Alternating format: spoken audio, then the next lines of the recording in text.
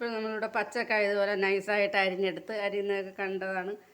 ഇതിൻ്റെയൊക്കെ അരപ്പ് ചേർക്കാനായിട്ട് മഞ്ഞൾപ്പൊടി 1 table spoon, garam masala chicken masala 1/2 spoon, 1/4 teaspoon garam masala, 1/2 spoon മുളക് പൊടി, 1/2 സ്പൂൺ കോൺഫ്ലവർ. ഇനി ഇതിലേക്ക് ഉപ്പിട്ട്, ഈ കോൺഫ്ലവർ എന്ന് പറയുന്ന 30 രൂപ എടുക്കുമ്പോൾ ഒരു കവർ കിട്ടും. അത് ഒരുപാട് നാളത്തേക്ക് നമുക്ക് ഒരുപാട് ആവശ്യത്തിന് ഇതുപോലെ എടുക്കാം. ഇതുപോലെയുള്ള മേടിച്ച് വെച്ച് ഉപയോഗിച്ചാലേ അറിയാൻ പറ്റും. ഒരുപാട് നാളെടുക്കുക. എന്നും മേടിക്കുക എന്നും വേണ്ട. അതിലേക്ക് ആവശ്യമായ ഉപ്പിട്ട് കൊടുക്കുക. ഉപ്പിട്ട് കൊടുത്തിട്ട് 2 സ്പൂൺ തൈരാണ് എടുത്തിരിക്കുന്നത്. അത് ഇതിലേക്ക് ഒഴിച്ച് എല്ലാം കൂടെ ഒന്ന് മിക്സാക്കാം. നമ്മളിതുപോലെ മിക്സ് ചെയ്തെടുത്ത അരപ്പ് ഇതിലേക്ക് ഈ പച്ചക്കായിലേക്ക് പുരട്ടാം. അപ്പോൾ നമ്മളിതിൻ്റെ അരപ്പെല്ലാം എല്ലാത്തിലും ഒന്നുപോലെ പുരട്ടി വെച്ചിട്ടുണ്ട്. ഇത് ഇനി ഒരു 10 മിനിറ്റ് അല്ലെങ്കിൽ അരമണിക്കൂർ റെസ്റ്റ് ചെയ്യാൻ വയ്ക്കാം. സമയമുള്ള കണക്ക് വെക്കണം. എത്രയും കൂടുതൽ നേരം വയ്ക്കണം ഈ അരപ്പത് ഉണങ്ങിപ്പിടിക്കും. അപ്പോഴത് അതുപോലെ തന്നെ എണ്ണയിൽ വറുത്തെടുക്കുമ്പോഴത്തേക്ക് കിട്ടും. അപ്പോൾ അതുകൊണ്ടാണ് റെസ്റ്റ് ചെയ്യാൻ വയ്ക്കണമെന്ന്. അപ്പോൾ ചാനൽ എല്ലാവരും കാണുന്നവർ, സബ്സ്ക്രൈബ് ചെയ്യാത്തവരാരെങ്കിലും ഉണ്ടെങ്കിൽ ഒന്ന് സബ്സ്ക്രൈബ് ചെയ്യണേ പ്ലീസ്. ഇപ്പോൾ നമ്മൾ റെസ്റ്റ് ചെയ്യാൻ വെച്ച സാധനം എടുത്തിട്ടുണ്ട്. അതിനി ചൂടായ എണ്ണയിലേക്ക് വാരിയിടാം.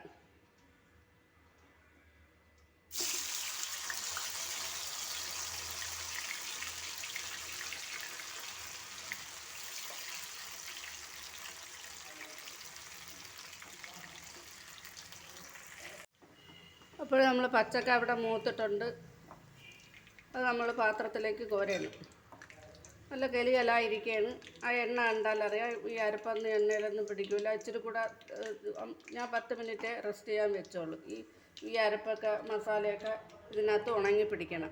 അപ്പോഴാണ് അതിൻ്റെ ശരിയായ രീതിയിൽ വരുന്നത്. ഇപ്പോൾ കുഴപ്പമൊന്നുമില്ല. നിങ്ങൾക്ക് എണ്ണ കണ്ടാലറിയാം. വീണ്ടും നമ്മൾ വാരിയിട്ട് കൊടുത്ത് നമ്മൾ നെത്തോലി പൊരിക്കുന്ന കണക്ക് അതിനേക്കാളും ടേസ്റ്റി ആയിട്ട് ഈ പച്ചക്ക നമുക്ക് ഇതുപോലെ പൊരിച്ചെടുക്കാം. ചോറിനും ചായക്ക് ഒക്കെ കഴിക്കാം. ഇനി ഇത് പൊരിക്കാനുണ്ട്. എല്ലാം പൊരിച്ചിട്ട് ഞാൻ കാണിക്കാം.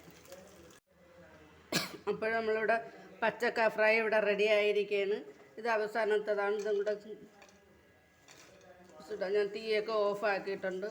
ഇതുപോലെ എല്ലാവരും ഒന്ന് ഉണ്ടാക്കി നോക്കണം. ഒരു പ്രാവശ്യം ഉണ്ടാക്കി കഴിഞ്ഞാൽ പിന്നെ ഇതുപോലെ ഉണ്ടാക്കും. നെത്തോലി വാരിയിടുന്ന കണക്ക് നമുക്ക് വാരിയിട്ട് പൊരിച്ചെടുക്കാം. ഇതുപോലെ ഉണ്ടാക്കി കഴിഞ്ഞാൽ പിന്നെ ഇതുപോലെ എല്ലാവരും ഉണ്ടാക്കും. കൂടുതൽ എണ്ണയൊന്നും കുടിച്ചിട്ടില്ലാത്ത ചട്ടിയിൽ തന്നെ എണ്ണ കിടപ്പുണ്ട്. നല്ല കറുമുറ ഇരിക്കുന്ന സാധനമാണ്.